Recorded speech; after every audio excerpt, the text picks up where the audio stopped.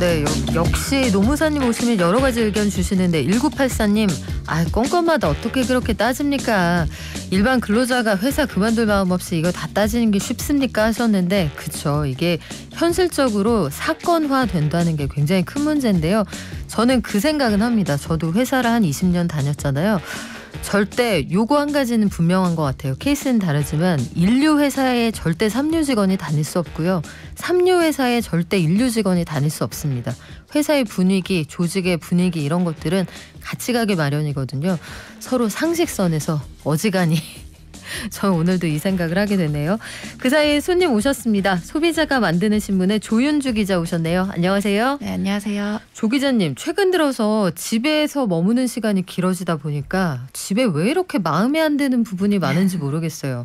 실제로 요즘 인테리어 하시는 분들이 그렇게 많다면서요? 네, 그렇습니다. 그렇다 보니까 자신만의 공간을 꾸미고 싶어하는 소비자들이 늘면서 실내 인테리어 공사하는 경우도 늘었잖아요. 그렇다 보니까 분쟁도 함께 증가하고 있는데요. 한국소비자원에서도 매년 수천 건에 달하는 인테리어 관련 피해가 접수된다고 합니다. 최근 2년간만 해도 약 1만 건 이상의 소비자 불만이 접수가 됐는데 부실 공사로 인한 하자 발생이 50%를 웃돌 정도로 가장 많고요. 다른 자재를 쓰거나 계약과 달리 규격이 맞지 않는 다른 시공을 하는 경우들도 발생을 하는 것으로 나타났습니다.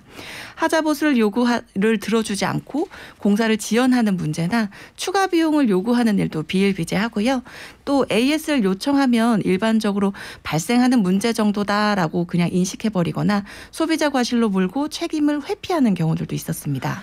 인테리어 공사는 일단 단위가 다르잖아요. 네. 온라인에서 최근 들어서 보면 숨어 있는 분들을 찾아서 공사를 한다는 이런 앱들도 보면 단가가 몇 천만 원이 기본인데 소비자들이 구체적으로 인테리어 업체에 어떤 문제로 갈등을 겪는지 사례를 좀 소개해 주시겠어요? 네. 서울시 개봉동에 사는 한 소비자는요. 아파트 인테리어 공사를 하고 1년 반이 지난 시점에 아래층 욕실에서 누수가 발생한다는 불만을 들었습니다. 누수 탐지 결과 인테리어 하자로 판명이 났고요. 하자 공사를 먼저 하면 공사 비용을 청구할 때 인테리어 업체에서 처리를 하기로 했는데 석 달째 연락이 닿지 않아서 애를 태웠습니다. 또 다른 서울에 사는 분도 전체 리모델링을 진행을 했는데요. 공사 기간 내내 계약서와는 달리 다른 자재를 사용하거나 공사일을 어겼는데 하자 보수마저 제대로 해주지 않는다며 분통을 터뜨렸습니다.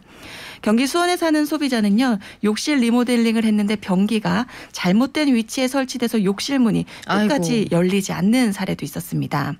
환풍기를 돌릴 때마다 또 소음이 나는 하자를 겪고 부실 공사에 항의하면서 시공비 일부를 돌려달라고 했는데 AS를 진행해 주다고는 했지만 계속 연락이 닿지 않아서 소비자가 굉장히 분통을 터뜨렸습니다. 이외에도 계약금 받아놓고 3개월이 지나도록 공사를 마무리해주지 않거나 계약서를 요구하면 오히려 믿지 못하겠느냐며 따지는 경우도 있었고요. 네.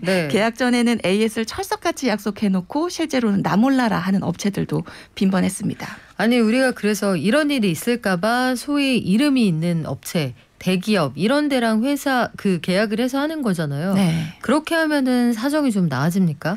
아닙니다. 이게 자재는 브랜드 제품을 사용하더라도 별도의 업체가 시공한 경우에는 하자 보수 책임이 달라질 수 있는데요. 국내 대형 인테리어 업체들 대부분 제휴나 파트너 같은 방식으로 개인 업체와 계약을 체결해서 제품을 납품하고 있습니다. 이때 시공을 어디에서 하는지가 하자 보수 책임의 관건입니다. 자회사를 통해서 시공하고 계약 전반을 관리 감독하는 경우도 있지만 대리점이 업체를 선정해서 진행하는 경우가 대부분입니다. 이 경우에 대형 업체들은 납품 자재 품질 문제에 대해서만 책임을 지고 있기 때문에 개인 업체가 시공한 후 문제가 발생한다면 대기업 간판을 걸고 진행했다고 하더라도 본사 측으로는 책임을 묻기가 어려워집니다. 실제 계약서에도 시공 책임은 대리점이 지고 제품에 하자가 있는 경우에만 기업에서 책임을 진다라고 명시돼 있기도 한데요. 그래서 간판만 믿지 말고 시공을 어디에서 진행하는지 꼼꼼히 따져보셔야 합니다. 한 홈쇼핑 회사에서 판매했던 인테리어 상품 굉장히 문제가 된 적이 있었거든요. 대기업하고 연계해서 진행하는데 시공사까지 근데 우리가 알기가 어렵단 말이에요. 그렇죠. 예. 실질적으로 소비자가 피해가 발생했다라고 하면 어떻게 보상을 받을 수가 있습니까? 네, 그 공정거래위원회 실내건축창호공사 표준계약서에 따르면요, 실내 인테리어는 무상 보증 기간이 공사 종료 후 1년이고 창호공사 같은 경우는 공사 종료 후 2년, 유리는 1년입니다.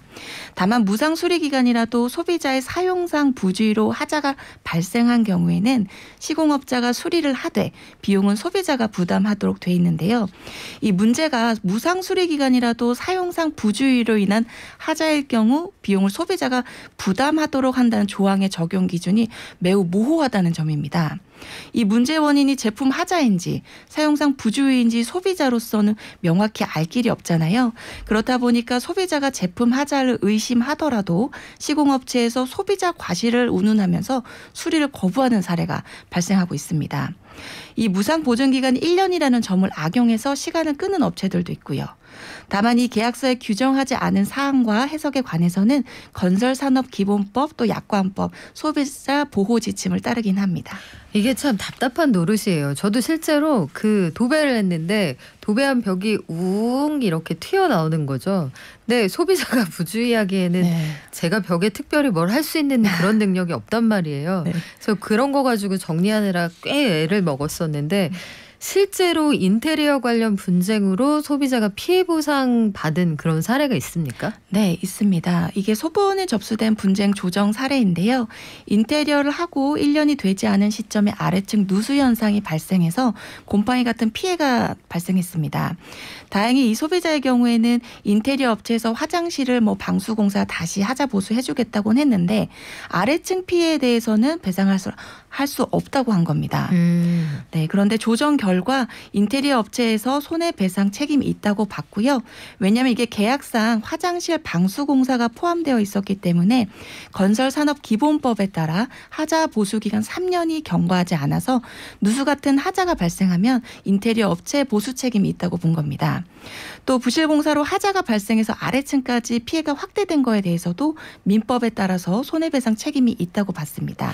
보통 그렇죠. 위층에서 문제가 있어서 아래층에 그 피해가 발생했다. 요거 저희가 법대로 하는 시간, 우리가 세상에 이런 이변이 그 시간에도 한번 알려드렸는데 무엇보다도 인테리어 공사로 인해서 피해를 줄이려면 공사가 진행 동안 이제 선정부터 꼼꼼히 좀 지켜보셔야 될 게 많잖아요. 네. 소비자들은 어떤 걸 주의하면 되겠습니까? 네, 우선 인테리어 업체를 잘 선택하는 게 중요한데요. 공사하기 전 충분한 기간을 갖고 여러 곳 업체에서 견적을 받아보신 다음 비교를 해보시는 게 가장 좋습니다.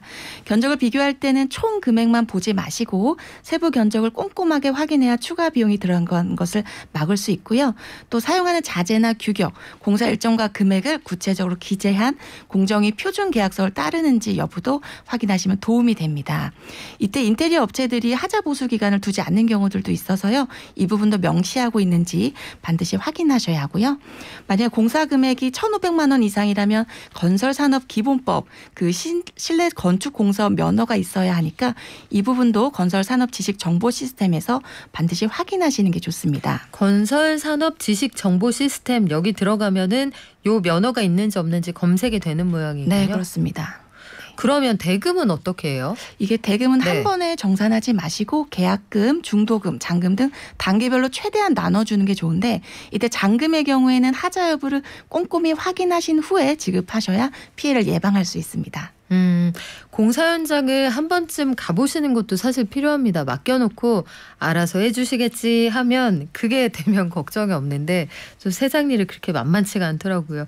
지금까지 조윤주 소비자가 만드는 신문 기자였습니다. 고맙습니다. 고맙습니다.